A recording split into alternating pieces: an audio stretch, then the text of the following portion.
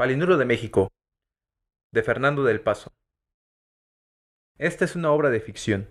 La razón por la cual alguno de sus personajes podría parecerse a personas de la vida real es la misma por la cual algunas personas de la vida real parecen personajes de novela. Nadie, por lo tanto, tiene derecho a sentirse incluido en este libro. Nadie, tampoco, a sentirse excluido.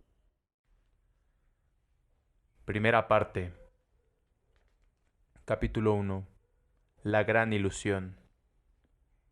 La ciencia de la medicina fue un fantasma que habitó toda la vida en el corazón de Palinuro. A veces era un fantasma triste que arrastraba por los hospitales de la tierra un caudal de riñones flotantes y corpiños de acero. A veces era un fantasma sabio que se le aparecía en sueños para ofrecerle, como Atenea a Esculapio, dos rédomas llenas de sangre. Con una de ellas podría resucitar a sus muertos queridos, con la otra podía destruirlos y destruirse a sí mismo. Entre sus muertos queridos estaba, o estaría algún día, cuando en su pecho dejara de escucharse las crepitaciones infinitesimales que lo ahogaban, oscuras y apenas perceptibles como un aleteo de mariposa, el tío Esteban, uno más de los seres queridos o admirados por Palinuro que como él estaban vinculados desde siempre con la medicina. En efecto, el tío Esteban, que tenía manos largas y blancas, capaces de copiar en el aire una operación maestra y ligar con dos arabescos la arteria ilíaca de John Abernethy, el cirujano inglés que 100 años antes había inventado la misma operación para asombro de la posteridad, el tío Esteban, decíamos, soñó también con ser médico algún día. Las campanas de la catedral de Leopoldstadt tocaban a rebato cuando el tío Esteban nació, a la orilla izquierda del Danubio, en un imperio que se extendía desde Transilvania hasta los picachos helados del Tirol. Su padre, médico cirujano y músico de cámara los domingos y días festivos, lo levantó en sus brazos y lo consagró a todos los dioses de la medicina por él conocidos: Apolo, Danavandri, Esmuno el fenicio y Cors el eslavo. Pero en 1916, o sea, cuando el tío Esteban tenía 16 años, porque había nacido exactamente en el siglo en el que se cumpliría el vaticinio de von Hofmannsthal, y Austria se derrumbaría y con ella la Cacania entera. Muerto ya su padre y lejos de los instrumentos quirúrgicos y los libros que había heredado, el tío Esteban, que estudiaba entonces en Berlín, se vio de pronto enrolado en las filas del ejército alemán. Y esto decidió para siempre su destino, el de Estefanía y el mío. En julio del mismo año, el tío Esteban participó en la batalla del Somme, y gracias a que una bala se desvió unos milímetros y no le perforó la aorta, el tío se salvó de ser uno de los 400.000 soldados del ejército alemán que quedaron en el campo y cuya sangre se mezcló con el jugo de las remolachas francesas mientras los buitres se llevaban en sus picos las páginas de la estrella de la Alianza. Esta fue la última vez que el tío Esteban se salvó de la muerte.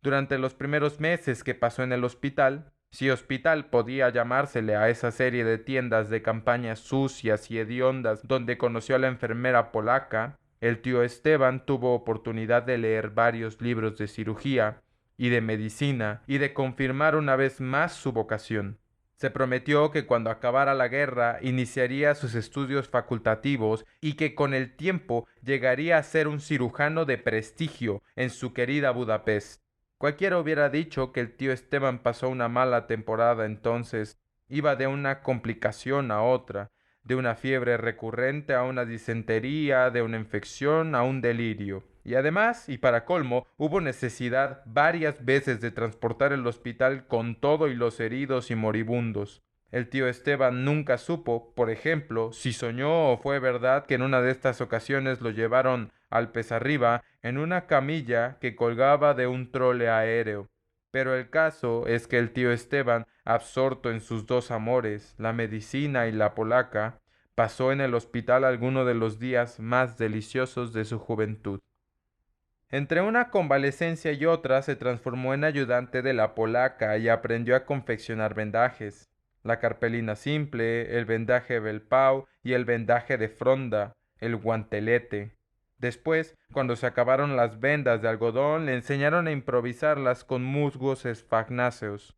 En pocas semanas, el tío Esteban ya era capaz de aplicar una sonda gástrica o de ponerle a un camarada sifílico una inyección intravenosa de salvarsan. Y en esas mismas pocas semanas podía diagnosticar una sepsis, recetar una venesección a una víctima de los gases tóxicos, interpretar el sombrío pronóstico de las gráficas de temperatura que mostraban oscilaciones en agujas del campanario y aplicar soluciones de agua y sal fisiológica en las heridas para estimular la producción de pus. Pero también el tío Esteban se encargaba de realizar una serie de tareas humildes que fueron, más tarde, el mejor ejemplo que pudo darle Estefanía, como eran simplemente limpiar las encías de los heridos, lavarles el cuerpo con ungüento de zinc y ricino cuando se ensuciaban en la cama, o expulgarles la cabeza en busca de piojos.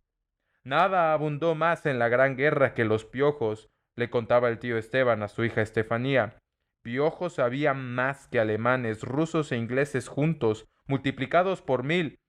Cuando el tío Esteban y la enfermera polaca hacían el amor, ya fuera en una de las viejas ambulancias tiradas por caballos al estilo sudafricano, o en un laboratorio bacteriológico móvil, siempre, al final o en los intermedios, se quitaban el uno al otro los piojos, luego se dormían o volvían a hacer el amor después de amarrarse la cabeza con una cuerda de lana impregnada con mercurio y cera de abejas. No por eso se querían menos, siendo ella enfermera y él un futuro médico y viviendo en lo que comenzaban a ser los horrores de la guerra, el tío Esteban y la polaca le perdieron el asco a la vida. El tío era capaz de silbar un concierto brandenburgués cuando incineraban las heces de la letrina. El tío Esteban y con él sus amigos húngaros, la polaca y las demás enfermeras comían y reían junto a los pabellones donde se pudrían los miembros de las víctimas de la gangrena gaseosa, y hablaban de libros, de la familia, de la primavera y de ir a cenar y bailar una noche cuando acabara la guerra, después de ver el cine en la Mary Pickford, en El Sombrerero de Nueva York. Y creció la mugre, y se multiplicaron aún más los piojos, y al tío Esteban se enfermó de pie de trinchera, y a la polaca le picó el ácaro de la sarna, y los dientes de los dos se llenaron de sarro, y ellos siguieron amándose. Aunque es verdad que una vez, o quizás 2 o 5, se metieron con sus amigos, todos juntos al agua en un enorme barril de madera que les recordó las tinajas donde se pisa la uva, y que les permitió soñar que estaban bañándose con vino de Tokay. Desde entonces el tío se vio a sí mismo casado con la polaca y transformado en un oftalmólogo. Los ojos de ella decidieron su especialidad, pero sus proyectos fueron unos, y las órdenes que les dieron y la suerte que les tocó fueron otros. Le fue negado el permiso para permanecer trabajando en el hospital y lo enviaron de nuevo al frente. El tío Esteban y la polaca hicieron desesperados el amor por unas noches con sus días, unas veces en el fango de la trinchera, otras bajo el toldo de un camión cargado con miles de dosis de sueros antitetánico y otras más, la última, en el laboratorio móvil. Al final, el tío Esteban cogió un piojo, lo observó al microscopio y le dijo a la polaca que había descubierto que sus piojos eran piojas porque tenían, todas, un par de tetas negras. Se rieron tanto que las lágrimas de la polaca bañaron la cruz gamada que le colgaba al cuello y que, según le habían explicado a ella, era un emblema de la buena suerte y simbolizaba la fuente de vida y el fuego sagrado.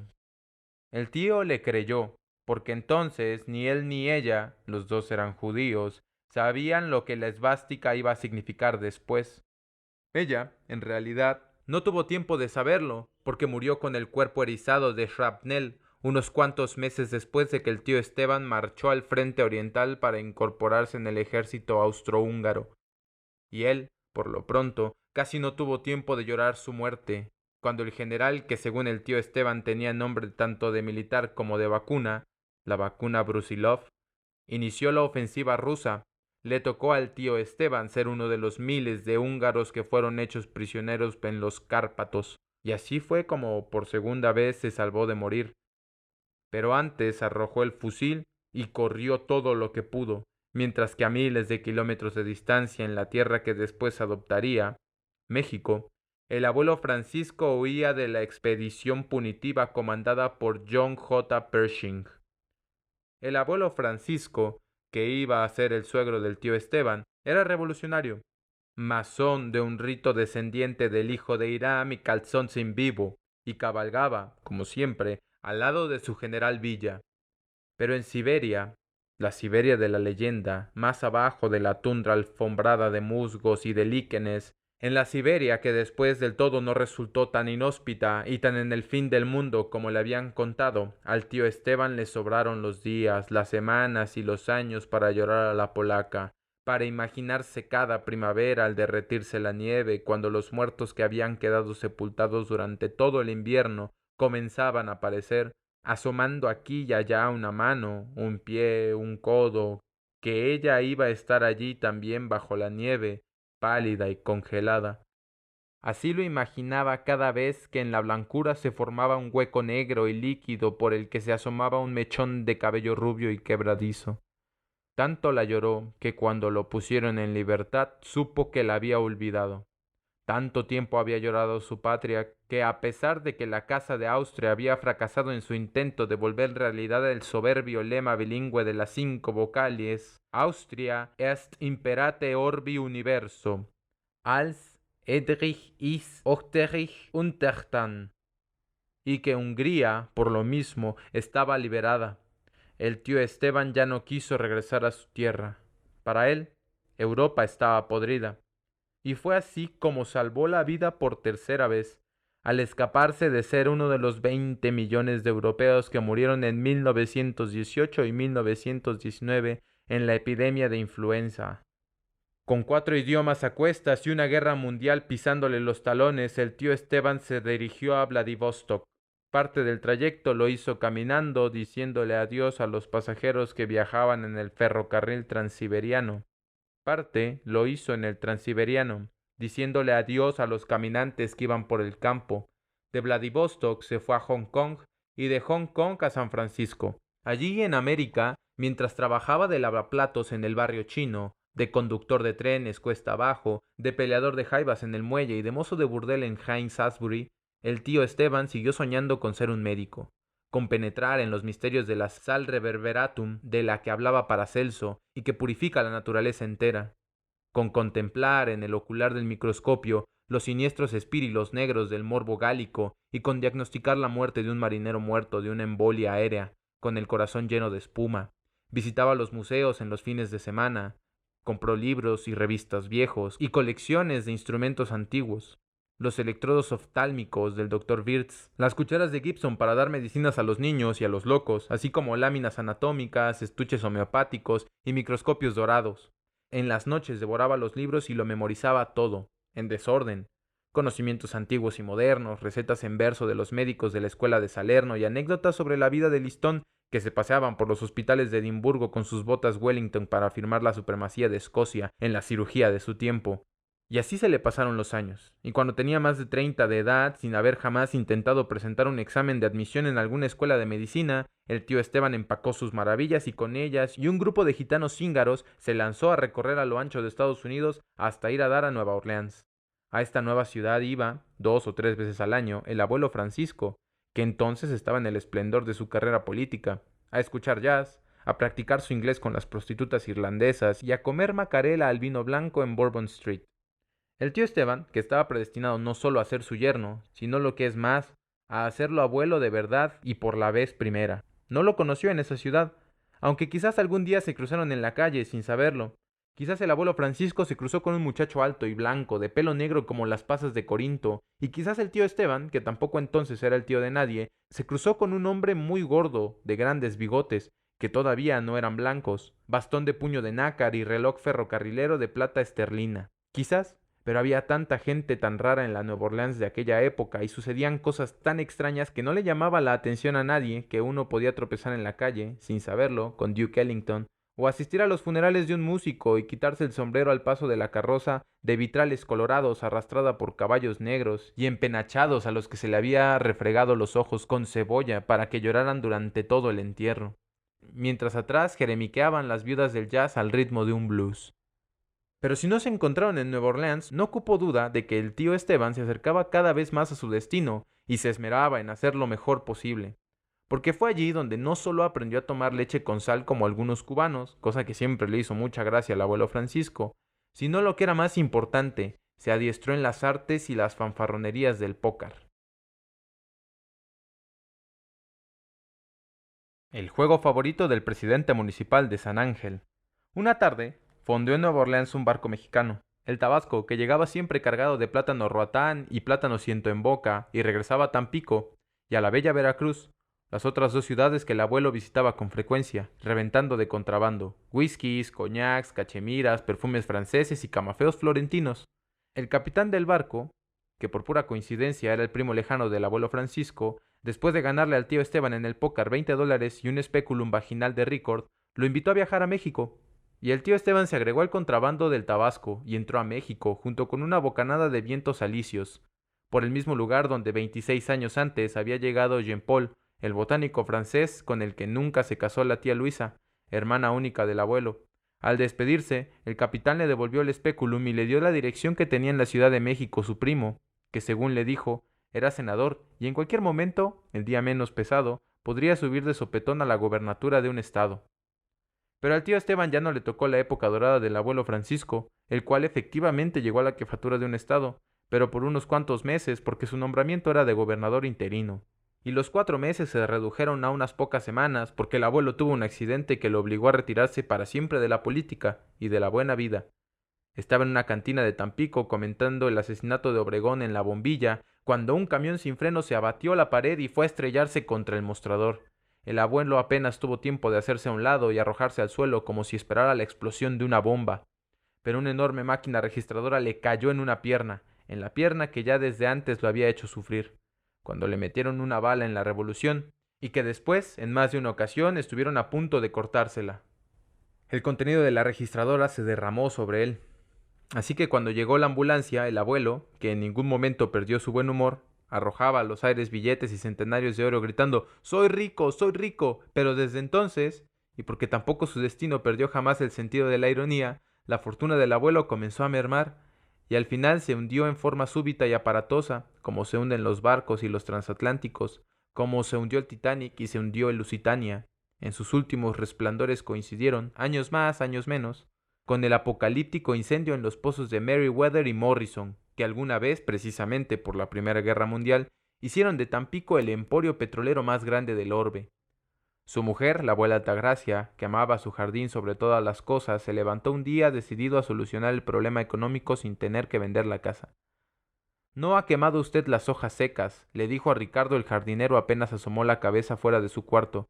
«No, señora», le contestó Ricardo. «¿No ha quemado usted las hojas secas?», le dijo de nuevo cuando regresó de la misa. «No, señora». «¿No ha quemado usted las hojas secas?», le repitió después del desayuno, hasta que al final Ricardo el jardinero recogió las hojas, las apiló en la azotehuela y consumió los funerales del otoño. Ricardo el jardinero suspiró de alivio, y en la cocina la abuela Altagracia, satisfecha, detectó el olor a cortocircuitos y orugas expiatorias. Entonces fue cuando se le ocurrió la idea, que en realidad no tiene ninguna relación con las hojas secas, y esa misma noche pintó un letrero y lo colgó en la fachada, de modo que cuando el tío Esteban, estrenando un sombrero Stetson de piel de castor y unos calcetines de hilo egipcios, se apareció por allí para saludar al gobernador, a casi 2 años de distancia de haber desembarcado en Veracruz, y se encontró con un letrero que decía «Se rentan cuartos». Pensó que se había equivocado, pero no. La abuela sencillamente había transformado la mansión porfiriana en casa de huéspedes, y la casa era tan grande, como grande había sido la carrera política del gobernador, que en ella no solo había lugar para un comandante de tránsito, una corista retirada, don Próspero el vendedor de enciclopedias, la madre del subsecretario de la Marina Nacional y otros varios huéspedes, además de los mismos abuelos Francisco y Altagracia y de sus hijas y yernos, y por supuesto de la tía Luisa, sino también para el tío Esteban, el cual, después de conversar con el ex senador y conocer a la tía Lucrecia, que lo miró bajo sus cejas marlén y sus pestañas de aguacero, con los 2 ojos verdes y resbaladizos, que eran idénticos a los peces de su signo, alquiló desde ese mismo día y sin pensarlo un instante la recámara provenzal. Y fue en esta casa de senadores emparrados y tolvas de lilas y portones sombríos, donde la tía Lucrecia y el tío Esteban primero, y papá Eduardo y mamá Clementina después, y bajo una túnica de virtudes y los sajones se juraron de espaldas un amor enigmático, Se besaron al pie de la altura de la manzana de Adán, y fue allí, con esas caricias, donde Palinuro y Estefanía comenzaron a nacer, en esas casas, en sus corredores perfumados y sus desvanes azules. Fue donde acabaron de nacer y vivieron sus primeros años como primo y prima, como hermano y hermana, asombrándose de los huéspedes japoneses y los gusanos luminosos del jardín, de la enorme tina de baño y de la lámpara imperial del comedor que siempre estaba a un vértice de transformarse en caleidoscopio. Fue allí, en esa casa de los abuelos, donde Palinuro y Estefanía se sentaban en las tardes, con la tía Luisa, a descubrir rostros en el claroscuro de los no me olvides. Y unos eran rostros que nunca habían visto, blancos y de piedra y con musgo asustado en sus labios, y otros eran los rostros que los miraban desde las tapicerías y desde la pared del cuarto de la abuela Altagracia, que no solo sabía peinarse el cabello con cepillos mansos mojados con agua de sal para sacarle brillo, sino también se las arreglaba para llenar su vida de cuadros, daguerrotipos, fotografías y miniaturas de todos los parientes, vivos y muertos, que la salvaban del infierno cada noche con sus peripecias ajedrezadas. Después Palinuro y Estefanía se sentaban junto al tío Esteban, para oírlo hablar de medicina. El tío Esteban había esperado muchos años a que creciéramos mi prima y yo, es decir, Estefanía y Palinuro, para encontrar oyentes, aunque también, a veces, se presentaba nuestro primo Walter, que tenía unos años más que nosotros. Antes, apenas, comenzaba el tío Esteban a hablar de emplastos, peste bubónica o instalaciones de tuberculina en los ojos, la tía Luisa y los huéspedes o la abuela exclamaban ¡qué horror, qué horror! Hasta que el tío Esteban tuvo que reconocer que sus conversaciones sobre las maravillas y los horrores del arte de Hipócrates y Avicena y de sus historias no le hacían la menor gracia a nadie. Y no porque el abuelo Francisco o los demás no fueran personas cultas. El mismo don Próspero, que cuando llegó el tío Esteban iba ya en la letra D de la enciclopedia, sabía ya quién había escrito el Decamerón, quién había sido Dédalo y dónde estaba el río Delaware. La propia abuela Altagracia, que tocaba el claro de luna en el piano y que sabía cómo entornar los párpados en las reuniones para ocultar su miopía espiritual, leía las selecciones del Reader Digest y recordaba haber visto alguna vez un cuadro original de Tiziano. Lo que sucedía, simplemente, era que el interés de todos ellos en la medicina no pasaba de las píldoras, las inyecciones, los jarabes, los enemas y los elixires peragóricos, de los que curaban o aliviaban de la constipación, las anginas o la ciática. Por lo demás, no todo el mundo tenía el estómago y el ánimo necesario para oír hablar de desmembramientos y amputaciones, por más que el tío Esteban lo adornara con yemas de huevo y aceites de rosas, que eran los ingredientes de los emplastos que Ambrosio Paré, cirujano de Francisco II, untaba en los muñones de los heridos. No todo el mundo, tampoco, podía resistir el imaginarse a John Hunter disecando fetos en su casa de Covent Garden, por más que el tío Esteban se esmeraba en pintarles el espectáculo paradisiaco de la plaza, donde las verduleras y las floristas anunciaban las alcachofas y las coliflores extrovertidas del día, mientras un poco más allá, en la ópera, Parsifal mataba con sus flechas el cisne y Ariadna se lamentaba en la soledad de Naxos. Solo la tía Clementina, madre de Palinuro, le conmovían estas referencias a la ópera. Por lo demás, nadie pudo nunca entender, con la excepción ya señalada de Palinuro, Estefanía y el primo Walter, las delicadas metáforas que el tío Esteban, a partir de esas mismas frutas y flores humildes del Covent Garden, empleaba para atenuar la corrupción y deliticencias de los cadáveres, y sus metamorfosis en criaturas azucaradas, afirmando que las figuras del Museo de Cera de Madame Tussaud, de la noche a la mañana y gracias a la piromanía de un loco, podían amanecer convertidas, tras derretirse en la oscuridad como los bustos de Medardo Rosso, en las manzanas, las ciruelas y los duraznos, también de cera, que la abuela Altagracia colocaba cada domingo en el centro de la mesa del comedor. Naturalmente, el tío Esteban nunca por fin estudió medicina. Incluso jamás puso un pie en la facultad. No se le vio en la Universidad de Budapest, porque no regresó a Hungría, pero nunca tampoco visitó la Escuela de Medicina de la Universidad de México, a pesar de que siempre decía que iba a ir un sábado a tomar unas fotografías del laboratorio Fernando Ocaranza y de las serpientes enroscadas en los dos mundos de ónix que adornaban las escalinatas del antiguo palacio de la Inquisición. Pero nada de esto le hizo falta. De mozo de hospital pasó en México a mandadero de un laboratorio de inmigrantes checos que más tarde iniciarían la producción de sulfonamidas y otras drogas milagrosas. Y cuando llegó a la casa de los abuelos, el tío Esteban ya hablaba español, era uno de los agentes vendedores mejor pagados del laboratorio, y colaboraba en la publicación trimestral Historia de la Medicina. Fueron tantos los conocimientos de bacteriología, fisiología y bioquímica que el tío Esteban tuvo que entender y memorizar para convertirse en el vendedor estrella de los laboratorios. Fueron tantos los misterios y los prodigios del cuerpo que le fueron revelados. la danza de las arterias del cuello que se ondulan como serpientes en la insuficiencia aórtica, las 500 funciones del hígado en el metabolismo humano, las jornadas de los espermatozoides que viajan contra la corriente como los salmones plateados en busca del huevo que existe ya desde el nacimiento de la mujer y que ha esperado en la oscuridad 20 años o 40 quizás para ser fecundado, y los ojos frescos de los muertos que aguardan sumergidos en agua citratada en el banco de ojos de Lariboisière la oportunidad de abrirse en otro cuerpo y a otros paisajes. Fueron tantas también las historias y biografías de investigadores y médicos que tuvieron que leer para escribir sus artículos sobre la historia de la medicina, la vida triunfante de Pasteur, y la vida oscura de Mendel, la vida trágica de Servet, y la vida legendaria de Albucasis. Y tantas las ilustraciones y las láminas que pasaron por sus manos, desde las danzas de la muerte de Holbein de Basilea, que inspiraron a Saint-Saëns y a Glazunov, hasta los apestados de Jaffa del barón Gross, pasando por todos los estropeados del Bosco, los dentistas de Van Ostade, los poseídos de Van Noort, los barberos cirujanos de Teniers, los pestíferos de Poussin,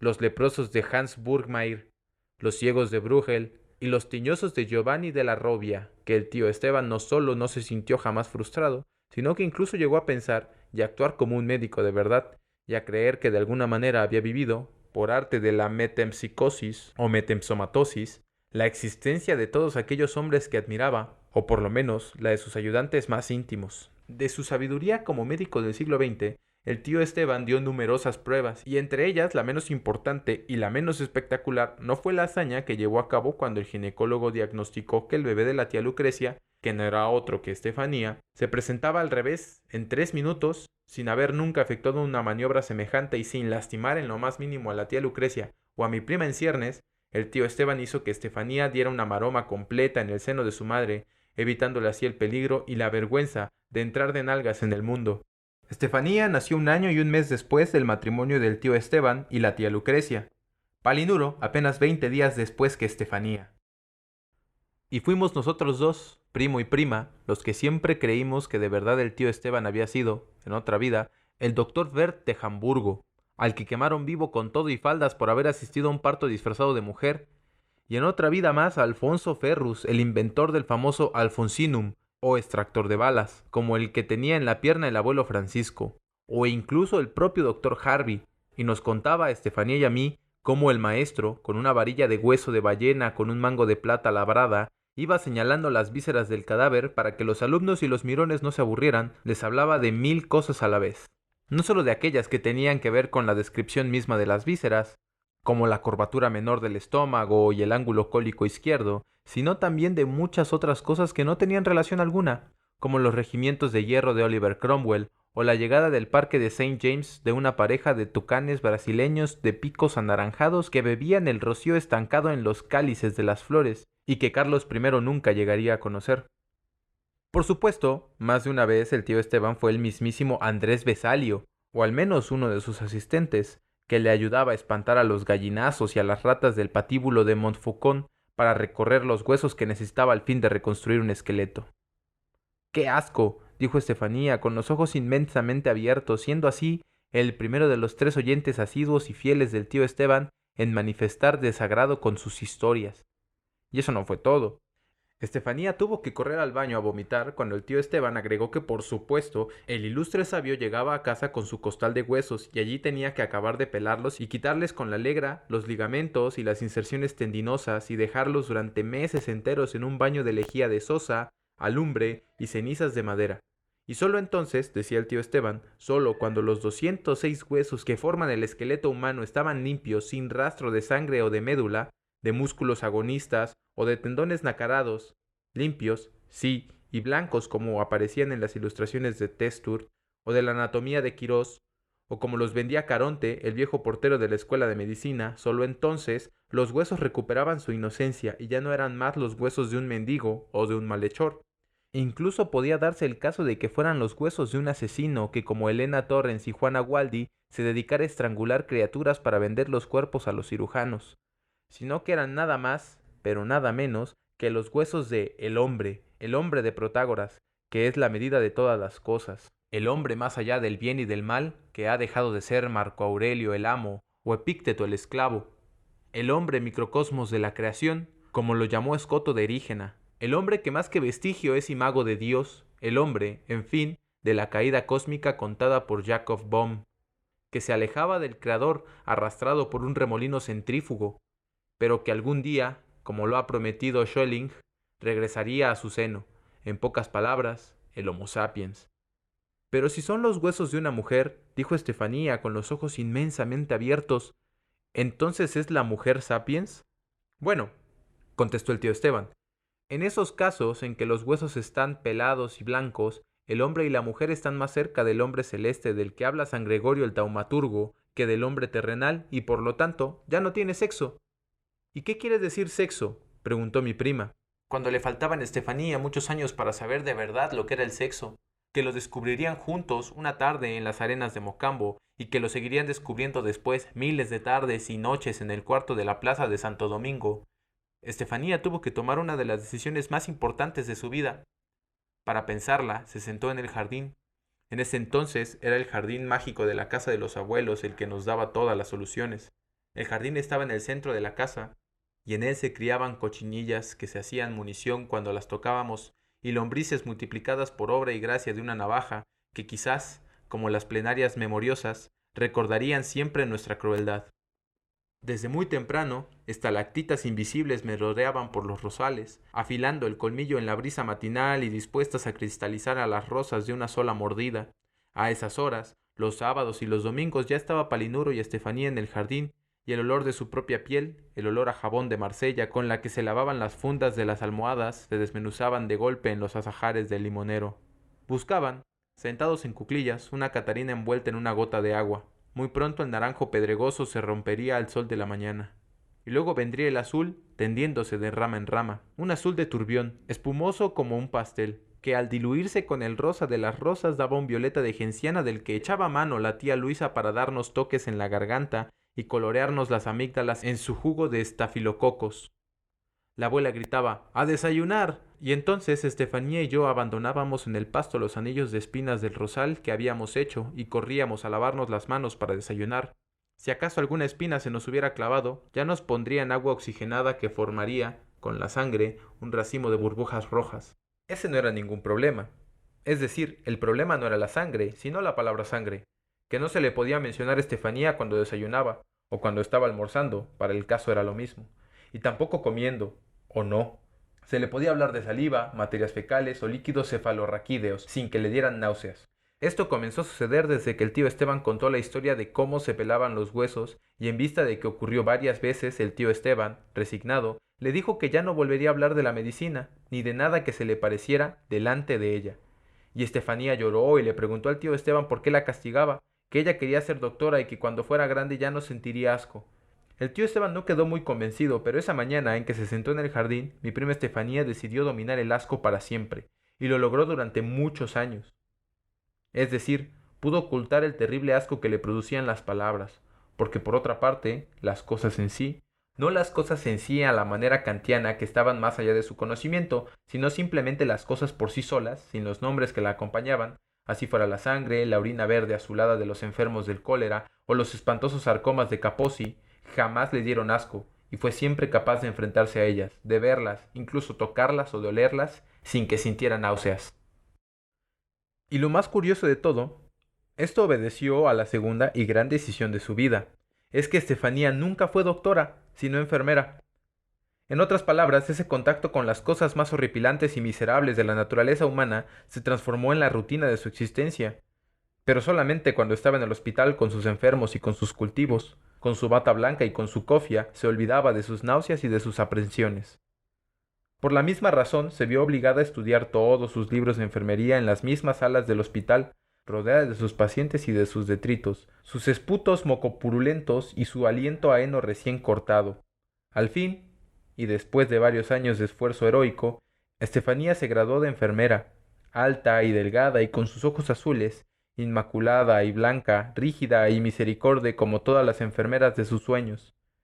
Las diaconisas, las Jerónimas de Roma, Florencia Nightingale en Scutari, Edith Cavell fusilada por los alemanes, o las hermanas agustinas del Hotel Dieu de París que en los tiempos de las grandes epidemias acostaban a los vivos y a los muertos en las mismas camas. Pero eso sí, Apenas terminaba su guardia, se quitaba el uniforme blanco para ponerse un vestido de flores, se olvidaba de las miserias de los hospitales y no se podía mencionar delante de ella una enfermedad, ni por su síndrome, ni por su causa, ni por su pronóstico, ni por su tratamiento, y mucho menos, muchísimo menos, por su nombre. En la decisión de estudiar enfermería en lugar de medicina influyó sobre todo el amor que Estefanía tuvo siempre por los animales. Su santo favorito era San Antonio de Padua, porque según la leyenda predicaba a los animales, y los peces asombraban la cabeza por la superficie del agua para escucharlo. Se sabía de memoria cuáles eran los 10 animales que tenían derecho a entrar en el paraíso, y entre los que figuraban el palomo de Belkis, el carnero de Ismael, el asno de la reina de Saba y la ballena de Jonás. Coleccionó las estampas del álbum de zoología de los caramelos Larín. Tenía ante la vida animal una especie de actitud jainista y respetaba la existencia de las tarántulas y de las anacondas. Le pedí a la abuela que le tocara el vals del perro y el vals del gato de Chopin. De niña, mi prima tuvo una gata que cuando comenzó a dar a luz a un sinnúmero de gatitos, Estefanía pensó que se iba a morir porque se le estaban saliendo todas sus vidas. Una vez el tío Esteban le regaló una colección de estampillas del correo de Guinea y en otros países que ilustraban a toda clase de animales, tigres, pelícanos, monos de nalgas multicolores y tornasoladas. Estefanía quiso más que nunca al tío Esteban por ese regalo, aunque no supo después si podía seguirlo queriendo, o queriéndolo y respetándolo, cuando descubrió en la biblioteca del tío Esteban una lámina del De Nova Anatómica de Jean Pequet, que ilustraba un perro abierto en canal y que le reveló, por primera vez, que la medicina había avanzado gracias al número infinito de experimentos que tantos y tantos investigadores habían efectuado con animales. Pero naturalmente, niñita, le dijo el tío Esteban, ¿qué querías? ¿Que se experimentaran con los seres humanos? Los experimentos con animales son tan antiguos como Galeano, el padre de la medicina, que se pasó la vida haciendo disecciones de monos, vacas, mulas, asnos, leones y linces, y dicen que cuando menos un elefante, aunque de esto no hay certeza. Sí se sabe, en cambio, agregó, que Astley Cooper, que tenía un arreglo con un menagier cerca de la Torre de Londres y de la cual le enviaban los cuerpos de animales raros, diseccionó un elefante al aire libre en el patio de Saint-Méry-Aix. También Empedocles, Alcmeón y Demócrito disecaban animales.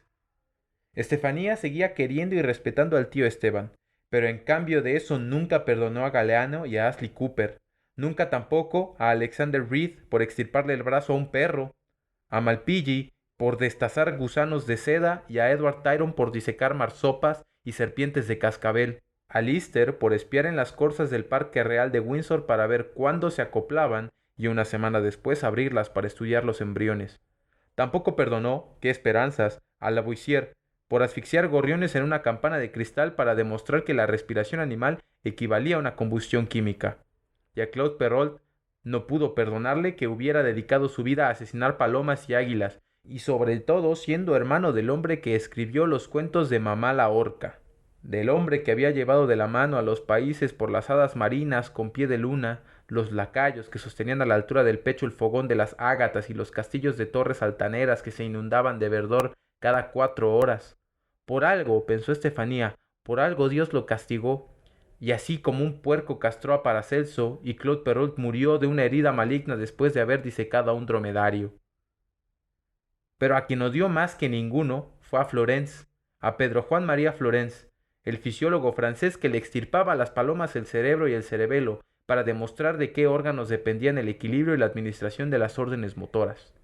Sin el cerebelo, las palomas perdían la orientación y el equilibrio. Se extraviaban en la nave mayor de Nuestra Señora de París, en los puentes del Sena y la Puerta de Lilas. Se estrellaban con los vitrales y los rosetones. Sin el cerebelo, las palomas volaban a la perfección cuando Florence las lanzaba al vacío, pero nunca suspendían el vuelo por ellas mismas. Seguían volando eternamente como si cruzaran, ciegas, un mar infinito para llevar un mensaje de amor o de despecho a un amante inalcanzable.